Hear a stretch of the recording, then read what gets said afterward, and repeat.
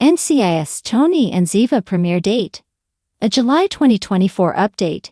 Is there a chance that we could get an NCIS Tony and Ziva premiere date between now and the end of July? What about news all about the series in general? Well, the first thing that you really have to note here is rather simple. This is going to be a big month for the Paramount Plus project. While it is highly doubtful that an exact premiere date for the project will be unveiled, it does feel like there's a good chance we will get an approximate one. Beyond just that, it would not be all that big of a shock in the event that we hear more about the cast. Filming will be kicking off in Europe this month, and Michael Weatherly and Code DePablo should be joined by at least a few other actors. Most importantly of them, of course, will be Tony and Ziva's daughter Tali. How will Paramount reveal more news about the show? Given the magnitude of the people involved and the size of #TivaNation, don't be surprised if a press release comes out with a few things noted in it all at once. This could give the NCIS franchise a shot in the arm around a time when there is not a lot else happening. As for the potential of there being some crossovers with this show and the flagship, it is going to be difficult given that season 22 could actually start filming around a similar point in time. A crossover would have to be done really quick in the early going, or it could happen remotely via video conference. For now, we tend to think that the spin-off will be focused primarily on the two leads and their story. There is still so much to be explored there, and it has been ages since they've been on the screen together at the same time. For now, we anticipate the show premiering either late this year or in the first half of 2025. It is hard to have a more exact date just because Paramount Plus has the leeway to do whatever they want with the finished product. What do you most want to see moving into NCIS, Tony and Ziva on CBS? Be sure to share right now in the attached comments. Once you do just that, remember to come back. There are a ton of other updates on the way. What happened to Gibbs' original NCIS team in JAG? Why was it changed? While often disregarded, NCIS wasn't an original show but a spin-off of JAG. JAG's version of Gibbs' team had different members compared to the original NCIS cast. Vivian Blackadder and Don Dobbs didn't return in NCIS after being part of Gibbs' NCRT in the JAG backdoor pilot. Producers thought that Blackadder was too soft, so she was replaced by Kate Todd. No official reason why Dobbs was not retained. Larry Jethro Gibbs' team was different in JAG than when NCIS premiered, but why? One of the most overlooked aspects of the hit CBS crime show is the fact that it was actually a spin-off of JAG. Premiering in 2003, NCIS was created by Don McGill and Donald Belisario around the time when police procedurals were gaining popularity with shows like CSI and Law and Order. More than 2 decades later, NCIS remains one of the most popular shows on TV, only bested by CBS Tracker in terms of ratings during the shortened 2023 to 2024 TV season. Despite the changing entertainment landscape, the project is showing no signs of slowing down anytime soon. None of the original NCIS cast is still with the show, but somehow it has found a way to thrive. Still, there's so much fascination about the show's earliest years, especially in light of Off Duty, an NCIS rewatch podcast, which has brought back several cast members to talk about the beginnings of the narrative. That said, not much has been said about how NCIS was launched with a special 2-episode backdoor pilot in JAG, which featured a slightly different team for Gibbs. Gibbs' original NCIS team in JAG explained Dinazo was joined by 2 other NCRT special agents. In the spring of 2003, ahead of NCIS premiere in the fall, Donald Belisario tested the waters about the new show by bringing in Mark Harmon's famed naval investigator to mingle with his uniformed lawyers. Appearing in JAG Season 8 episodes 20 and 21, Ice Queen and Meltdown, Gibbs and the NCRT were called to the scene after a young Boy Scout found a dead body, who happened to be a naval officer formerly associated with the Judge Advocate General or JAG office. Instead of the original NCIS team of Michael Weatherly's Anthony DiNazzo, Sasha Alexander's Kate Todd, David McCallum's Ducky Mallard, and Polly Perrette's Abby Sayudo. JAG's version of the squad featured a couple of different agents. Since Todd didn't join MCRT until Yankee White, Gibbs and Dinazzo responded to the scene with Robin Lively's Vivian Blackadder. Subsequently, Thomas Anthony Jones also debuted as another member of the group named Don Dobbs. Aside from their JAG case, this version of MCRT was also working on stopping a terrorist attack. Why Blackadder and Dobbs didn't return in NCIS? Blackadder was replaced by Sasha Alexander's Kate Todd. Now that all 10 seasons of JAG are available to stream on Amazon Prime Video, Paramount Plus only has a handful of episodes. There may be questions about the change in Gibbs' team and why there wasn't a clear explanation about it. Despite the brief gap between its backdoor pilot and NCIS premiere, NCRT underwent retooling during the break. Aside from Harmon, Weatherly, McCallum, and Perrette were all brought back to reprise their roles full-time, as well as Allendale as NCIS director Tom Morrow. However, Lively and Jones were never seen or even mentioned again as Blackadder and Dobbs. Reportedly, the reason why Lively wasn't retained as Blackadder was because Belisario thought that the character was way too soft to be part of the ensemble. Reportedly, the reason why Lively wasn't retained as Blackadder was because Belisario thought that the character was way too soft to be part of the ensemble. Eventually, she was replaced by Alexander's Todd, who was still quite feminine, but didn't pull punches when dealing with her male-dominated team. In terms of narrative, there's no official explanation for Blackadder's absence in NCIS.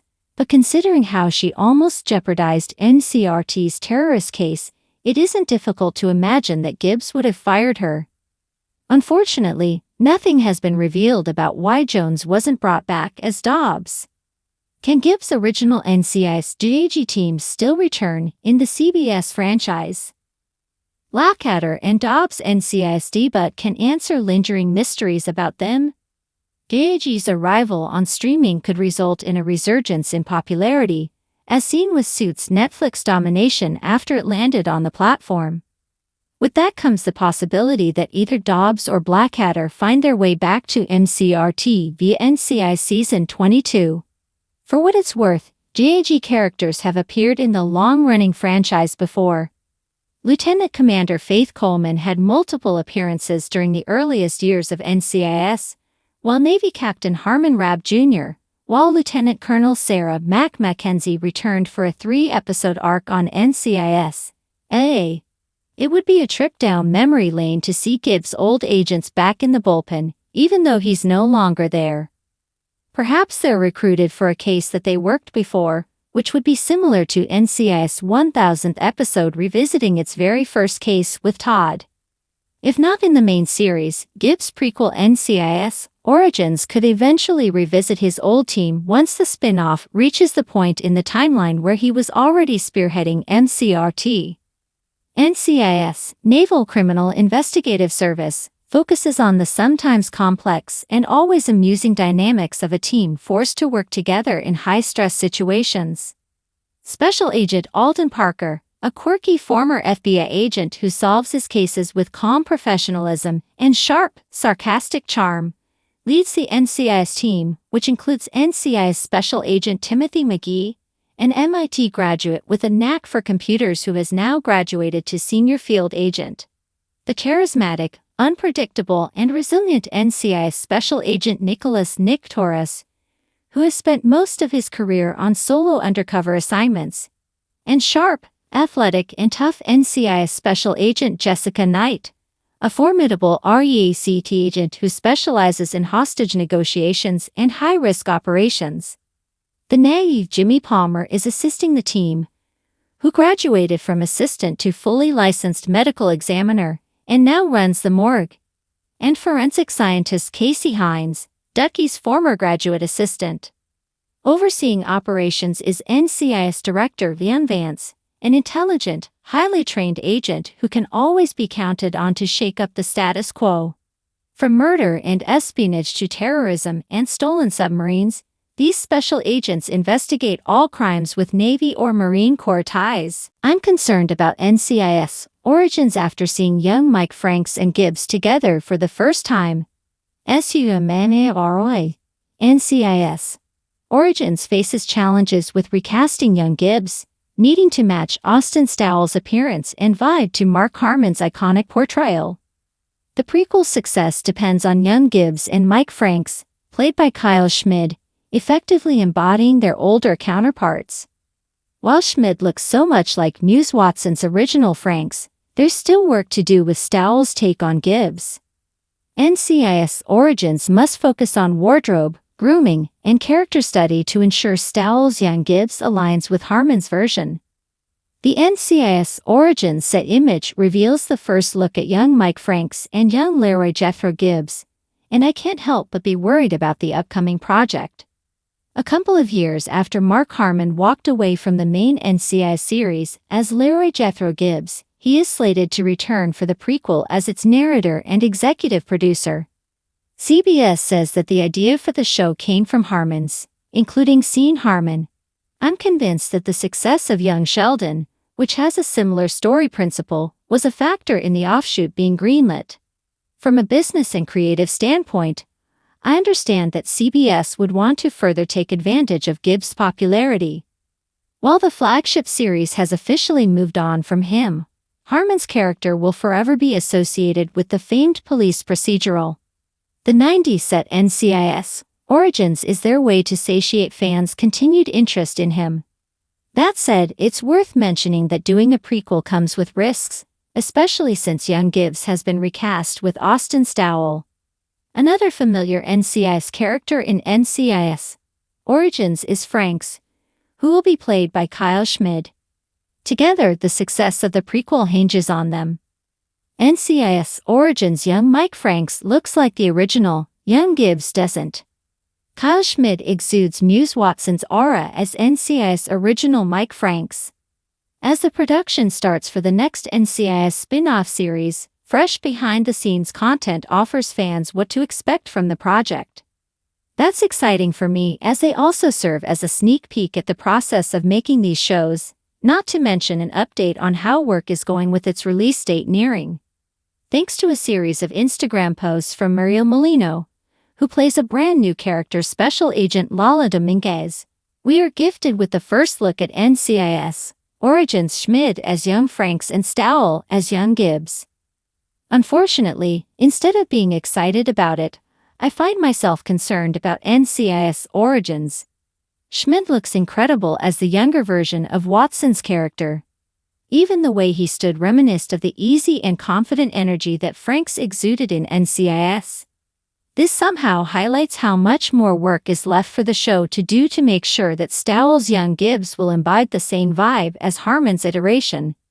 Considering that he was at the center of the flagship for almost 2 decades, it's a bigger task, but they need to speed up the process given the show's premiere.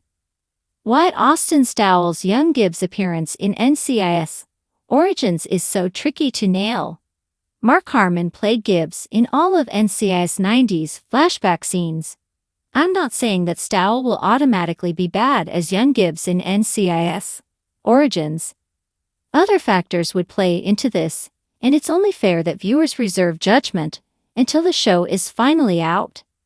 That said, it's also not lost on me that the prequel seems to have a lax approach when it comes to crafting Stowell's look as Gibbs. It's already facing an uphill climb selling this new version since Harmon starred in all the flashback scenes for the character during this period in the continuity. Despite fully knowing this, NCIS Origins' first promotional image still featured Stowell with an incorrect haircut, which I pointed out in a previous article. As a Marine, Gibbs always wore his hair short and clean. However, Stowell's marketing image showed him with a quasi-mullet. Luckily, that's already apprehended as seen with the actor's much shorter do in the behind-the-scenes images from the set of NCIS Origins. Still, this should only be the start of his physical transformation, so he can properly sell the idea that he is the younger iteration of Harmon's beloved character. How NCIS Origins can address its young Gibbs recasting challenge. Luckily, there are ways to properly prepare Stowell to take on Gibbs in NCIS Origins. I know that Stowell's recasting was inevitable. To be able to properly do the NCIS prequel, it needs a much younger actor to play its lead character. So at this point, NCIS Origins needs to make the most out of the situation, and there are ways to do that. For starters, Stowell should look as closely as possible to Harmon. That means that everything that they can change, including wardrobe and grooming, must be similar to the established look for Gibbs during the 90s. NCIS Origins also needs to emphasize Stowell capturing Gibbs' overall vibe. Secondly, NCIS Origins also needs to emphasize Stowell capturing Gibbs' overall vibe. Schmidt has said that Watson has been particularly helpful in terms of his preparation to play young Franks in the prequel. I believe that this has been a tremendous help in Schmidt capturing the correct vibe for his character. Considering Harmon's involvement in NCIS Origins, it shouldn't be difficult for Stowell to spend time with him to learn more about the character that he popularized.